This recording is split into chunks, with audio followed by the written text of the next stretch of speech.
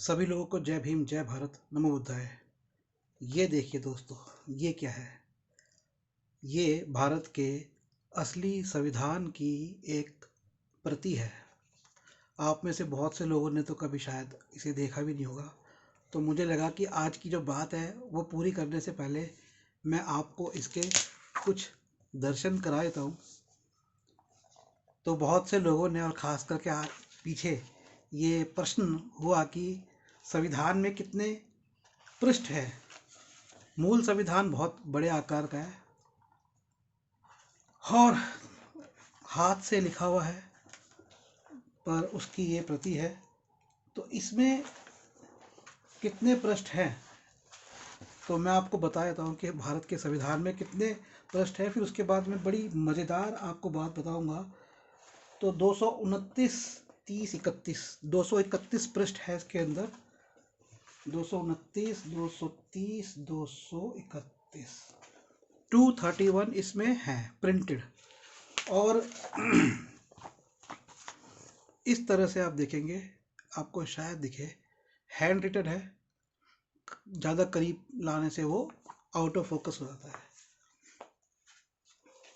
भारत का संविधान, यही लोग कहते हैं कि डॉक्टर अंबेडकर जी ने लिखा। भारत का संविधान डॉक्टर अंबेडकर जी से लिखवाया गया। भारत का संविधान डॉक्टर अंबेडकर जी की अध्यक्षता में लिखा गया। भारत का संविधान डॉक्टर अंबेडकर जी से लिखवाना नेहरू जी के लिए या गांधी जी के लिए जरूरी था। भारत के संविधान को बोलकर, विशेषकर गांधी जी द्वारा कहकर, डॉक्टर अंबेडकर जी से लिखवाया गया। देखिए ये चित्र है इस तरह के, पीछे से ऐसा होता है। मैं संविधान को साइड रखता हूँ अभी, ताकि मैं आज की आपको बात करूं। तो आज का जो विषय है वीडियो का, वह है कि हाल ही में हमने देखा कि पिछले लोकसभा चुनावों से पहले ये मुद्दा बना कि मौजूदा जो सरकार थी उस समय की, भारतीय जनता पार्टी की, वह संविधान को बदलना चाहती थी। और ये मुद्दा किसी और से नहीं, उन्हीं के जो सांसद थे, वे लोग ऐसे वीडियो बनाकर डाल रहे थे कि लोगों को लगा कि हाँ, ये संविधान बदलना चाहते हैं। लेकिन जब 1975 में इमरजेंसी आई थी, उस समय बीजेपी ने कांग्रेस के ऊपर ये आरोप लगाया था कि कांग्रेस संविधान बदलना चाहती है। ये जो आप पीछे तस्वीर देख रहे हैं, ये पेंटिंग जिस तस्वीर की है, वो तस्वीर तब ली गई थी जब डॉक्टर अंबेडकर जी संविधान लिख रहे थे। मैं निखिल सबलानिया, जिसने इस पेंटिंग को बनाया, आपको आज एक ऐसी महत्वपूर्ण बात बता रहा हूँ कि जिसके बारे में ना तो शायद किसी किताब में लिखा होगा, ना कोई वो चर्चा का विषय बनती है। और वह बात यह है कि आखिर ऐसा क्या हो गया था कि डॉक्टर अंबेडकर जी, जो एकदम धुर विरोधी थे कांग्रेस के, हिंदू महासभा के, आरएसएस के, ऐसे धुर विरोधी व्यक्ति को संविधान सभा का अध्यक्ष बनाया गया। उनकी अध्यक्षता के अंदर भारत का संविधान लिखा गया, लिखवाया गया। वही कांग्रेस जिन्होंने एक चुनाव डॉक्टर अंबेडकर जी को हरवाया, उसी कांग्रेस ने एक अन्य चुनाव में डॉक्टर अंबेडकर जी को जितवाया और उन्हें संविधान सभा की समिति में लेकर आए। ये सारे प्रश्न फैले हुए हैं। कुछ लोगों का कहना है कि गांधी जी ने विशेषकर ये चाहा कि डॉक्टर अंबेडकर जी से संविधान लिखवाया जाए। कुछ लोगों का ये कहना है कि ब्रिटिश सरकार चाहती थी कि एक तरफा संविधान ना बने, क्योंकि उस समय 3 वर्ग प्रमुख थे जो कि ब्रिटिश सरकार के नज़र में थे। एक चौथा वर्ग भी था, लेकिन उसकी जो महत्वता है वह अलग तरीके से है। पहला वर्ग था मुस्लिम वर्ग, दूसरा था हिंदू वर्ग, तीसरा था दलित वर्ग, और चौथा जो वर्ग था वह था रजवाड़ों का या नवाबों का, प्रिंसली स्टेट्स का वर्ग। प्रिंसली स्टेट्स को पता था कि अगर हम भारत के साथ नहीं आएंगे या पाकिस्तान के साथ नहीं आएंगे तो हमें ये सरकारें देर सवेर दबोच लेंगी, हम पे नियंत्रण कर लेंगी। और नियंत्रण इसलिए कर लेगी क्योंकि भारत के पास एक बहुत बड़ी सेना आ चुकी थी, और जब बंटवारा हुआ उस समय भी सेना भारत और पाकिस्तान में बंट गई थी। मुस्लिम जो आर्मी के अफसर थे, आर्मी सैनिक थे, वह चले गए थे पाकिस्तान में। अधिकांशतः जो भारत में रहना चाहते थे वे भारत की सेना में रहे। तो जो प्रिंसली स्टेट्स थे, जो रजवाड़े थे, नवाब थे, उनको ये बात पर विश्वास था कि यदि कल को ये दो लोकतांत्रिक राष्ट्र अलग बनेंगे तो इनके पास इतनी बड़ी सेना है जिससे वे हम पर आराम से काबू में कर सकते हैं। तो बेहतर है कि हाथ मिला के जो मिले, जैसा मिले वैसा ले लो। और उससे उनको फ़ायदा हुआ क्योंकि भारत में जो नई इंडस्ट्रीज़ लगी उसमें उनकी वे मालिक बने कई इंडस्ट्रीज़ के। चुनावों में उन्होंने भाग लिया, सांसद बने, विधायक बने, बिजनेसेस में वे लोग आ गए, तो उल्टा उनको फ़ायदा ही हुआ। दूसरा पक्ष पाकिस्तान बना, मुस्लिम पक्ष। मैं सब मुस्लिम्स को नहीं कहूँगा, लेकिन जो लोग मोहम्मद अली जिन्ना जी के सपोर्टर थे वे लोग पाकिस्तान में गए। अब शेष दो पक्ष बचे, हिंदू और दलित। जब हम दलित पक्ष की बात करते हैं तो उसमें आदिवासी पक्ष भी आ जाता है, और हमें पता है कि डॉक्टर अंबेडकर जी पिछड़े वर्ग का भी अधिकारों के ऊपर काम कर रहे थे। तो अगर पिछड़ा वर्ग, शेड्यूल कास्ट, शेड्यूल ट्राइब और ओबीसी, ये एक वर्ग बनता है दलित वर्ग अगर हम इसे कहें। और दूसरा जो जिसे हम एक्चुअल में हिंदू वर्ग कहेंगे उसमें ब्राह्मण, बनिया, क्षत्रिय, आपके और कई जातियां आती हैं जो तथाकथित तौर पे वर्ग श्रेणी में ऊपर होती है, कायस्थ उसमें आते हैं। खैर, अब बात यह है, महत्वपूर्ण बात यह है कि ये जो एक पहेली है और हर कोई इसके ऊपर अपना छाप छोड़ना चाह रहा है कि गांधी जी ने कहा नेहरू जी से कि डॉक्टर अंबेडकर जी को लेकर आइए, एक पिछड़े वर्ग का एक दबा हुआ आदमी ही सही सोच सकता है। तो वो जो इंसान पूना पैक्ट के समय सोच रहा था, क्या वो सही नहीं सोच रहा था उस समय? तो वो इंसान जब हिंदू कोड बिल के बारे में बाद में सोच रहा था, क्या वो तब सही नहीं सोच रहा था? जहां तक ब्रिटिश की बात है, ब्रिटेन के अंदर सरकार बदली थी और लेबर पार्टी आई थी। ये भी बहुत कम लोगों को पता होगा कि यदि लेबर पार्टी ब्रिटेन में नहीं आती, एटली की सरकार नहीं आती, अगर चर्चिल की सरकार नहीं जाती, तो भारत स्वतंत्र नहीं होता। चर्चिल अगले 50 वर्ष तक भी भारत को स्वतंत्र नहीं होने देते। लेकिन लेबर पार्टी आ गई, और लेबर पार्टी क्योंकि कम्युनिस्ट विचारधारा की थी इसलिए वह चाहती थी कि भारत स्वतंत्र हो। लेकिन डॉक्टर अंबेडकर जी ने अपने एक वीडियो के अंदर, अपने एक इंटरव्यू में उन्होंने बताया था कि जो पश्चिम के लोग थे, ब्रिटेन थे, उनका मेन मकसद था कि उनकी कंपनीज और उनका सिस्टम चलता रहे। सिस्टम उन्होंने नहीं बोला, उन्होंने कंपनीज बोला, पर आप उसको और विस्तृत रूप से समझिए कि उनका सिस्टम, मशीनीकरण से उत्पादन, वो चलता रहे, और वो चल रहा है। भारत के परंपरागत रूप से होने वाले काम नष्ट हो गए। तो ये कारण भी नहीं था कि वे लोग जो गए तो कुछ उनको फ़ायदा नहीं हुआ, उनको बहुत फ़ायदा हुआ, और जिसके बारे में आप जानते हैं। अब बात यह आती है कि क्या कारण था, क्या कोई मजबूरी थी डॉक्टर अंबेडकर जी को संविधान सभा का सभापति, अध्यक्ष नियुक्त करने की? जैसा मैंने कहा कि कुछ वर्ष पहले ही पूना पैक्ट हुआ था, और ऐसे पूरा इतिहास है। कांग्रेस से विरोध रहा, हिंदू सभा से विरोध रहा। 1948 में भी उनकी किताब आई, what Congress and Gandhi have done to the untouchables. फिर भी वो आगे चलकर कांग्रेस ने उनको राज्यसभा का मेंबर भी बनाया। आज़ाद भारत के पहले कानून मंत्री बने। तो मजबूरी क्या थी उस समय कि वो ऐसे पकड़ के बाबा साहब जी को लेकर आए, आओ जो भी खाना पूर्ति करनी है हम करेंगे, आपको हराया था हमने, हम आपको जितवाएंगे, और हम आपको ये संविधान की हम आपको जिम्मेवारी देते हैं 7 सदस्यों की टीम में। जबकि सबसे महत्वपूर्ण बात यह है कि मसौदा तो पहले तैयार हो गया था, उसको खाली रिफाइन करना था। मतलब मटेरियल तो बाबा साहेब जी के सभापति बनने से पहले ही कांग्रेस ने तैयार करवा लिया था।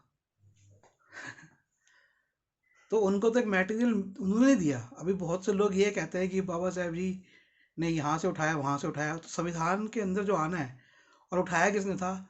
हिंदुओं ने।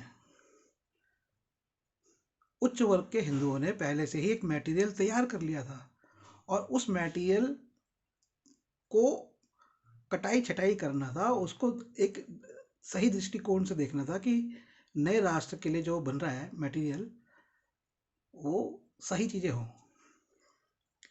लेकिन जैसा हमने देखा है और हमें पता है कि संविधान सभा बैठी और उसमें बहुत सारे पक्ष रहे, और उन्होंने अपनी बात भी रखी और उनकी बातें भी मनवाई गई। ऑफ कोर्स ऐसे बहुत से मुद्दे थे जिसमें डॉक्टर अंबेडकर जी ने विशेषकर अपनी बात को रखा और जवाब दिया कि हमें कई आर्टिकल्स थे, कई ऐसे अनुच्छेद थे जो कि हटाना चाहती थी सभा, जो सभा बैठी थी, लेकिन डॉक्टर अंबेडकर जी ने अपनी जिद से उनको हटाने नहीं दिया गया। तो प्रश्न ये उठता है कि वो क्या थी, क्या गांधी जी को या नेहरू जी को उन्होंने बोला, तो क्या मजबूरी क्या थी कि वो बोले ऐसे बाबा साहब जी को कि आओ आ जाओ, आप ही लिखोगे। डॉक्टर अंबेडकर जी की विद्वता पे कोई शक नहीं है। ऑफ कोर्स वो काफ़ी लर्नेड पर्सन थे, काफ़ी पढ़े लिखे थे, और अपने काल के तो थे ही, इसलिए उन्हें कोलंबिया विश्वविद्यालय ने उन्हें सदी के सबसे महानतम, सबसे बुद्धिमान, सबसे ज़्यादा बेहतर, एक सबसे ज़्यादा प्रमुख जिसे कहेंगे, एक ऐसे स्कॉलर का, विद्वान का दर्जा दिया है। तो उसमें तो कोई शक नहीं है। लेकिन वो विद्वान तो तब भी विद्वान थे जब पूना पैक्ट हुआ, वो विद्वान तो बाद में भी विद्वान थे, तब उनकी बात क्यों नहीं मानी?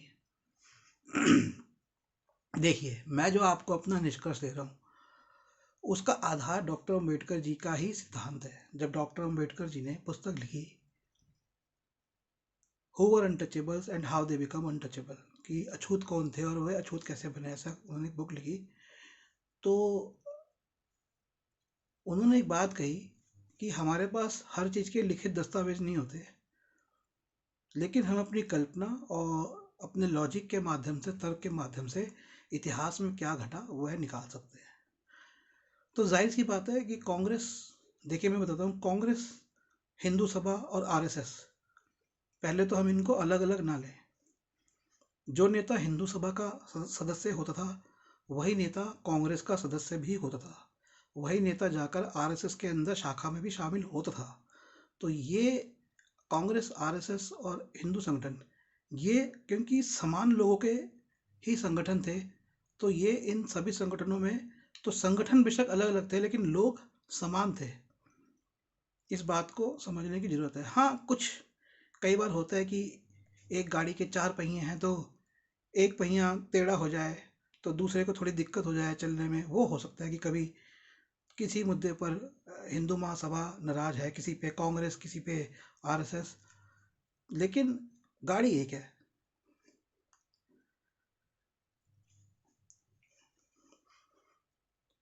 तो अब बात यह है कि ये सब संगठन बाबा साहेब जी के भी धुर विरोधी रहे। तो क्या हुआ कि उनको पकड़ के लाए। कुछ संगठनों ने इनके विरोध भी किया, आरएसएस ने विरोध किया, हिंदू सभा ने विरोध किया, लेकिन कांग्रेस तो विरोधी थी डॉक्टर अंबेडकर जी की। तो कांग्रेस को क्या हुआ कि वो उनको पकड़ के लाई और बोली, आइए संविधान सभा के सभापति बनिए।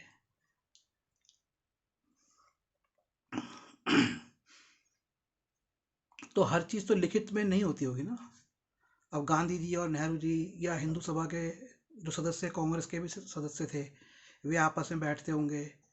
कांग्रेस के सदस्य जाकर जब आरएसएस में बैठते होंगे या हिंदू सभा में जाके बैठते होंगे, तो सारी इन्फॉर्मेशन जो एक्सचेंज होती होगी, नॉलेज, इन्फॉर्मेशन, सूचना, वो तो शब्द के थ्रू होती होगी ना, उसका कोई लिखित दस्तावेज तो नहीं होगा। तो मजबूरी क्या थी? मजबूरी ये थी, वो मजबूरी हमें नजर आती है मोहम्मद अली जिन्ना जी से। मोहम्मद अली जिन्ना, जिन्होंने डायरेक्ट एक्शन की कॉल करी हुई थी। अभी हमारे इतिहास की किताबों में डायरेक्ट एक्शन बताया नहीं जाता, लेकिन डायरेक्ट एक्शन था कि अगर तुम हमें लिखित रूप से स्वतंत्रता नहीं दोगे तो हम स्वतंत्रता, आज़ादी ले लेंगे। डायरेक्ट एक्शन मतलब खुद एक्शन करके। और उनका ये डायरेक्ट एक्शन क्या था? उनका डायरेक्ट एक्शन था मारकाट, कि जो भी हमारे क्षेत्र है हम वहाँ पे हिंदुओं को मारेंगे, काटेंगे, उन्हें भगा देंगे और उन क्षेत्रों पर अपना कब्जा कर लेंगे। ये मोहम्मद अली जिन्ना ने कॉल दी थी। और जो भी उनके अनुयायी थे, यहाँ पर एक बात समझने की है कि ये गलतफहमी में ना रहें कि सारे मुसलमान मोहम्मद अली जिन्ना के साथ थे। बहुत से लोग थे और बहुत से मुसलमान उनके साथ नहीं थे। और बहुत से मुसलमानों का, जो उनके विरोधी थे, जो नेता थे, उनका मोहम्मद अली जिन्ना ने मर्डर करवाया और ज़बरदस्ती बाकी नेताओं पर यह जोर डाला कि वे भी उनके साथ आए। और मोहम्मद अली जिन्ना के पीछे भी जो नवाब थे और रजवाड़े थे, वो उनके पीछे खड़े थे, क्योंकि मोहम्मद अली जिन्ना ने उनको वायदा किया था कि मैं जो नया देश बनाऊंगा उसमें तुम्हारी ज़मीन को मैं लूँगा नहीं। तो वो एक बड़ी मिली भगत थी उस समय के जो सामंत लोग थे, राजे थे, नवाब थे, उनके साथ उनकी। पर आम लोगों को, आम मुसलमानों को उन्होंने बड़ा अच्छा एक सपना दिखाया था, जो सपना हमने देखा है कि कितना साकार हो गया। तो आम लोग जो कभी सोचते नहीं है, राजनीति के शिकार हो जाते हैं षड्यंत्रों के, तो उन्होंने सोचा कि ये जो कह रहे हैं कि डायरेक्ट एक्शन, तो डायरेक्ट एक्शन शुरू हो चुका था डॉक्टर अम्बेडकर जी के सभापति बनने से पहले। अब अगर मुसलमानों ने डायरेक्ट एक्शन कर दिया था, और क्योंकि दलित वर्ग एक अलग वर्ग के रूप में तो हजारों सालों से था ही और राजनीतिक रूप से भी स्थापित हो चुका था, यदि doctor Ambedkar ji direct action की बात कह देते, या दलित वर्ग उनके बिना भी मुसलमानों के कदमों, नक्शे कदम पर चलते हुए खुद भी वो एक अलग राष्ट्र की मांग कर लेते, तो भारत के सवर्ण हिंदुओं के पास, सवर्ण मतलब जो भी है, उनके पास क्या देश बचता और उनके पास क्या बचता?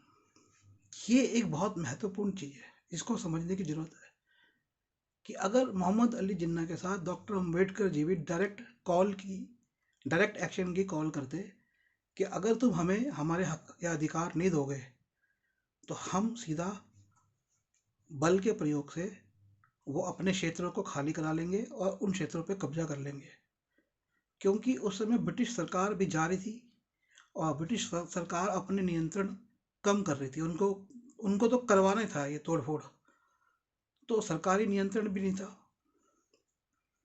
तो यदि देश में ऐसी स्थिति उत्पन्न हो जाती तो देश और ज़्यादा, न केवल देश टूटता बल्कि जो लोग देश पे नियंत्रण कर रहे थे इतने सालों से, और जितना भी देश मिल रहा था उस देश में भी उनको, हम देख रहे हैं कि अच्छा नियंत्रण है, तो वो नियंत्रण और कितना कम होता। तो एक तिहाई तो लगभग देश उनको चला गया, वो उनको फर्क नहीं पड़ा। लेकिन और अगर चला जाता और अगर दलित वर्गों के साथ आदिवासी और पिछड़ा वर्ग भी अगर जुड़ जाता, तो इतना बड़ा वर्ग जुड़कर अगर डायरेक्ट कॉल की एक्शन करता, तो हिंदुओं में जो 3-4 जातियां हैं जो अपने आप को ऊंचा मानते हैं, उनका क्या होता?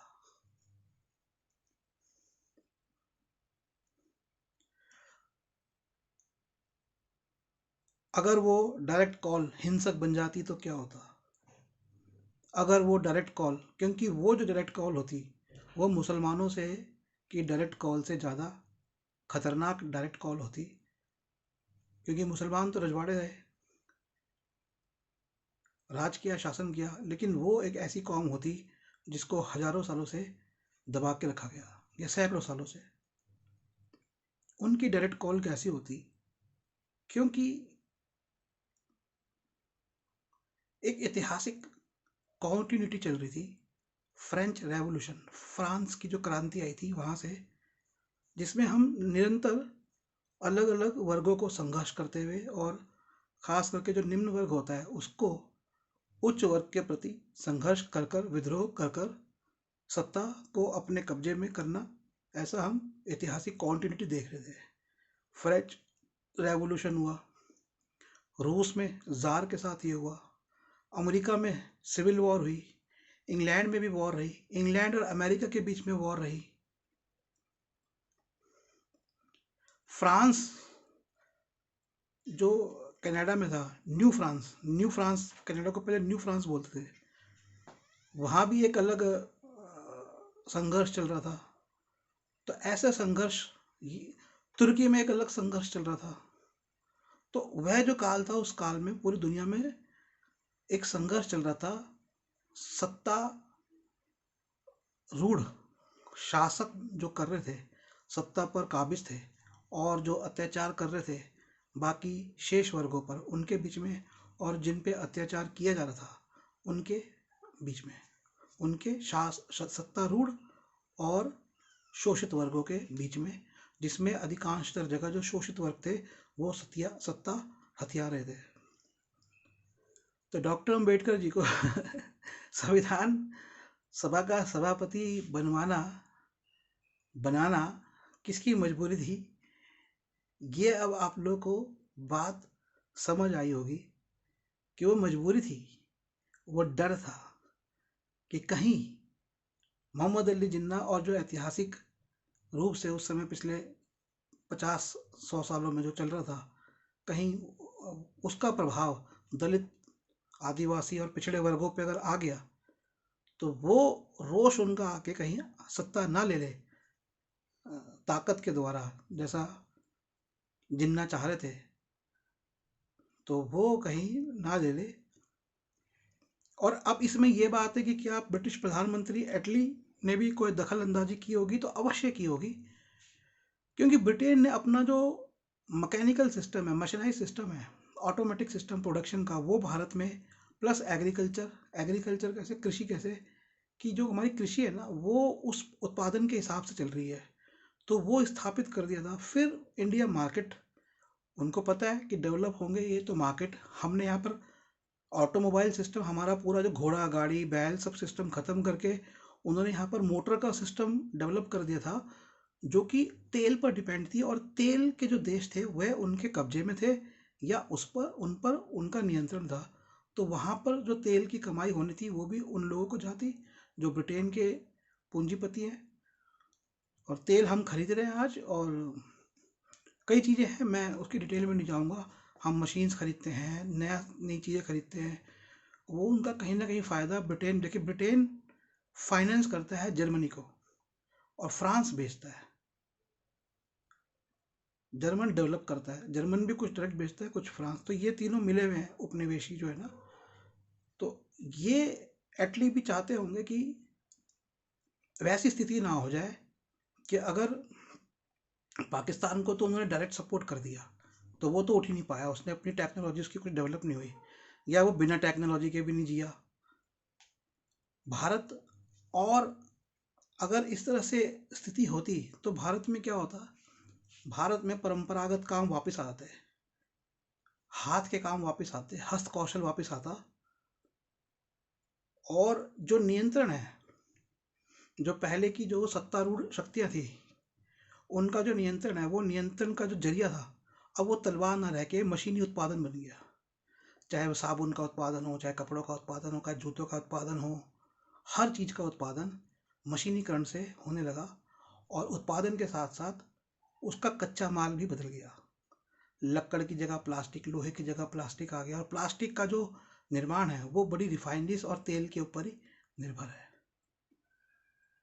तो मोटी बात ये समझ में आपको आई होप कि आ गई होगी। आप इस बात से को माने या ना माने, लेकिन ये मेरा विश्लेषण है। उस इतिहास का मैंने अध्ययन किया कि पार्टीशन ऑफ इंडिया, कि भारत का जो पार्टीशन हुआ, भारत का जो बंटवारा हुआ, जो पाकिस्तान बना, उस समय के इतिहास में क्या स्थितियां रही थी, किस तरह की स्थिति चल रही थी, उसमें हमें बहुत कुछ पढ़ाया नहीं जाता।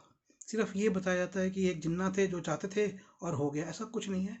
बहुत सारी चीज़ें इस पे विस्तार से शायद मैं किसी दूसरे वीडियो में आपको बताऊंगा। तो उन ज्वलंत, उन विषम परिस्थितियों के बीच में डॉक्टर अंबेडकर जी भारत के जो सत्तारूढ़ लोग थे या उच्च वर्ग थे, उनके लिए एक सहारा थे कि अगर हम उनको लाते हैं और एक ये प्रचार किया जाए कि हमने तो भारत के सबसे शोषित वर्ग के व्यक्ति को संविधान बनाने की एक जिम्मेवारी दी है, ऐसा उनका मान किया है, ऐसा अगर हम करते हैं तो फिर उससे इस वर्ग का जो विद्रोह है वो, या वे कहीं जिन्ना के विद्रोह की नकल, या जो हिस्ट्री चल रही थी, जो निरंतरता चल रही थी विद्रोहों की, उसमें वे शामिल नहीं हो जाए। डॉक्टर अंबेडकर जी ने क्यों स्वीकारा होगा, ये बात बहुत महत्वपूर्ण है। क्या डॉक्टर अंबेडकर जी नहीं चाहते थे कि जो वर्ग उनका है, जिस वर्ग की उन्होंने लड़ाई लड़ी, उस वर्ग को सत्ता में आ जाए? अगर वह वर्ग ताकत के द्वारा भी सत्ता में आ जाए तो क्या डॉक्टर अंबेडकर जी नहीं चाहते होंगे ये बात मैं चाहूँगा कि आप सोचें और मैं भी सोचूं, क्योंकि मैं बिना सोचे, बिना अध्ययन किए कोई बात ऐसे नहीं बोलता। इस बारे में मैं बाद में चर्चा करूँगा। मैं निखिल सबलानिया, नई दिल्ली से। दोस्तों, ये वीडियो सबको समझाने के लिए, कोई वैमनस्य के लिए नहीं है। आप किसी भी जाति, धर्म, वर्ग के, किसी भी राष्ट्र के हों, चीज़ों को समझिए, इतिहास को समझिए। आप यदि उनको समझने के लिए पुस्तकें चाहते हैं तो मुझसे आप पुस्तकें प्राप्त कर सकते हैं। और अब ये देश हमारा है, इस देश की समस्या है, हमारी सबकी समस्या है।